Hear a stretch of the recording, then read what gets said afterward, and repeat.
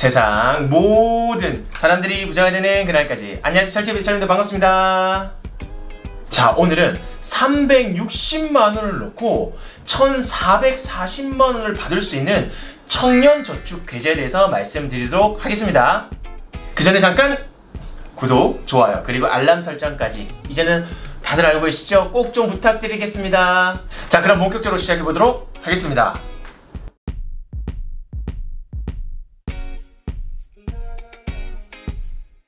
자, 그럼 일단 이 청년저축 계좌가 뭐냐, 일단 요것부터 말씀을 드리도록 하겠는데요. 자, 매월 10만원씩 3년 동안 360만원을 내게 되면 근로소득 장려금 1080만원 합산해서 총 1440만원 플러스 이자를 받아갈 수 있는 그냥 아주 좋은 혜택이다 라고 보시면 될 것 같습니다. 이 청년저축계좌, 이 4월 7일부터 신청 접수를 받고 있습니다. 일단 신청 자격 요건을 좀 확인해야 되겠죠. 신청 자격 요건은 일단 만 15세 이상, 만 39세 이하인 나이가 일단 신청이 가능하고요. 대신에 가구당 1명까지만 지원이 된다라고 하니까 이 부분도 좀 확인이 좀 필요할 것 같습니다. 그렇다고 해서 무조건 나이가 된다라고 해서 다 되는 게 아니라 나름대로의 기준이 있습니다. 그 기준 중에 첫 번째가 소득에 대한 기준인데요.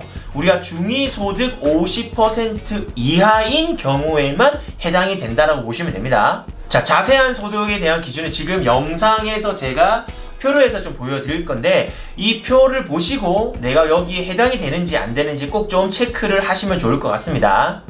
또 현재 근로소득 활동 중이고 근로소득 또는 사업소득이 있는 청년이어야지만 지원이 가능하다는 점, 요것도 체크하시면 좋을 것 같고요. 자, 근무 형태는 정규직 또는 임시직, 계약직 같은 것들 또는 아르바이트, 자영업자 등 모든 이런 근로활동을 하고 있으면 다 해당이 되고요. 다만 이 근로소득이 진짜 하고 있는지 안 하고 있는지에 대한 증빙 여부를 좀 확인해야 되기 때문에 서류가 좀 제출이 필요한 경우가 있기 때문에 이 부분을 좀 체크하시면 좋을 것 같습니다. 단 사치성 도박, 사행성 업종에서 일하는 사람은 해당이 안 된다고 하니까 혹시라도 내가 여기에 해당이 되면 안타깝게도 난 해당이 안 된다고 보시면 될 것 같습니다. 사실 너무나 좋은 조건이죠. 소득에 대한 기준도 있긴 하지만 사실 여기만 해당이 되면 기간만 지나서 무조건 1080만원 더 준다? 너무 좋은 혜택인 것 같습니다. 다만 그렇지는 않다라는 거, 어떠한 조건이 또 충족이 되어야지만 이 금액을 다 지원이 된다는 것만 좀 명심하시면 좋을 것 같은데요. 일단 첫 번째, 3년 동안 당연히 근로활동을 해야 되겠죠. 또한 6개월 연속해서 만약 근로활동이 없는 경우에는 이게 되지가 않습니다. 다만 내가 만약 좀 납입을 좀 중지할 수 있는 그런 부분들은 있는데요. 내가 납입을 하다가 좀 힘든 경우에는 총 3회까지 해서 3번 정도까지는 납입을 좀 중지할 수는 있는데, 어쨌든 이 3년을 다 채워야지만 어쨌든 좀 지원이 된다라고 보시면 될 것 같습니다. 또 여기서 사실 중요한 부분들이 국가 공인 자격증을 기간 내에 1개 이상은 또 취득을 해야 된다는 이런 또 조건이 있고요. 또한 총 3번 이상의 교육도 이수를 해야 된다, 이런 조건들도 있습니다. 그 외에 지원을 받으면 이 지원금의 최대 50%까지는 어디에 사용할 건지 그 사용 용도도 좀 증빙을 해야 된다고 하니까 조건이 조금 까다로운 부분들이 좀 있습니다. 사실 저는 여기서 가장 눈에 띄었던 게 뭐냐면 국가 공인 자격증 1개 이상 취득을 해야 된다. 요게 사실 굉장히 좀 눈에 띄더라고요. 사실 국가 공인 자격증을 취득해야 된다고 사실 머리가 아픕니다. 우리가 쉽게 보면은 세무사, 회계사, 아니면 손해사정인 등에서 이러한 자격증 따기 사실 굉장히 쉽지는 않잖아요. 그래서 좀 흔히 쉽게 좀 딸 수 있는 게 뭐냐면 ITQ라고 해서 이런 자격증이 좀 있습니다. 이 ITQ는 IT 관련된 민간 공인 자격증이라고 보시면 되는데요. 한글과 엑셀, 파워포인트 관련된 이런 부분들이 주다 보니까 그래도 우리가 조금 쉽게 좀 딸 수 있지 않나라고 생각이 됩니다.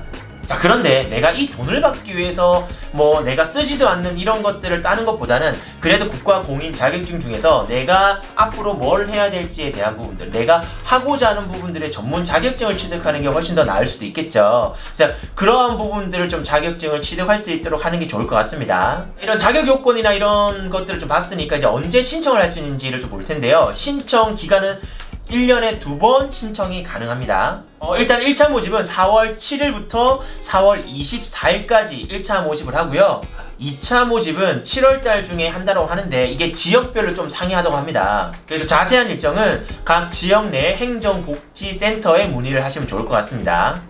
자, 나는 여기 이제 해당도 되고 이제 신청 조건도 됐어요. 자, 그러면 이제 신청을 어떻게 해야 되는지도 말씀을 드릴 텐데요. 아까 말씀드린 대로 이제 지역별로 좀 상이하다 보니까 거주지에 있는 읍, 면, 동 행정복지센터에 신청을 하시면 되는데, 가셔가지고 일단은 내가 여기에 자격 요건이 되는지 서류를 작성하는 게 있습니다. 자, 그래서 이렇게 진단표를 작성을 하게 되고 필요 서류에 대한 뭐 이런 증빙을 할 수 있는 부분들이 좀 필요하겠죠. 그래서 직원이 이런 부분들이 좀 필요하다고 하면 그런 안내에 따라서 필요 서류들을 좀 준비해서 신청을 하시면 될 것 같습니다.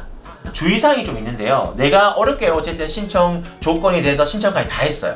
근데 이제 환수 조건이라는 게 좀 있습니다. 이 환수 조건만 조금 체크를 하시면 좋을 것 같은데요. 앞서 아까 전에 뭐 국가 공인 자격증을 따야 된다, 3년 동안 근로활동을 계속해야 된다, 이런 환수 조건 제가 아까 말씀을 드렸었죠. 그 부분도 지금 영상에 제가 표로해서 좀 보여드릴 테니까 그거 꼭 좀 환수 조건에 내가 부합되는지 안 되는지 좀 체크를 하셔가지고 어렵게 내가 신청을 했는데 환수가 되지 않는 그런 게 훨씬 더 우리한테는 다 유리하겠죠. 그래서 환수 조건을 꼭 좀 체크하시면 좋을 것 같습니다. 마지막으로 우리가 청년 내일 채용 공제, 청내공이라고 불리는 것과 희망 키움 통장은 유사한 지원 제도이기 때문에 중복으로 해서 이 혜택을 받지 못할 수 있으니까 그 부분을 꼭 좀 체크하시면 좀 좋을 것 같습니다. 자, 지금까지 청년 저축 계좌가 어떤 건지에 대한 부분들을 말씀을 드렸는데요. 어쨌든 내가 여기에 해당이 되고 내가 신청만 잘 하게 되고 이런 조건만 잘 충족하게 되면 어쨌든 적은 금액으로 큰 금액을 받을 수 있는 부분들이니까 이런 지원 제도 꼭 놓치지 않고 내가 해당이 되는지 안 되는지 꼭 좀 체크하셔서 이런 것들 다 모두가 좀 받아가시면 좋을 것 같습니다. 자, 지금까지 제가 청년 저축 계좌에 대해서 말씀드렸고요. 오늘 내용이 조금이라도 유익했다 생각되시면 구독, 좋아요, 그리고 알람 설정까지 꼭 좀 부탁드리도록 하겠습니다. 그럼 다음 시간에 뵙겠습니다. 안녕히 계세요.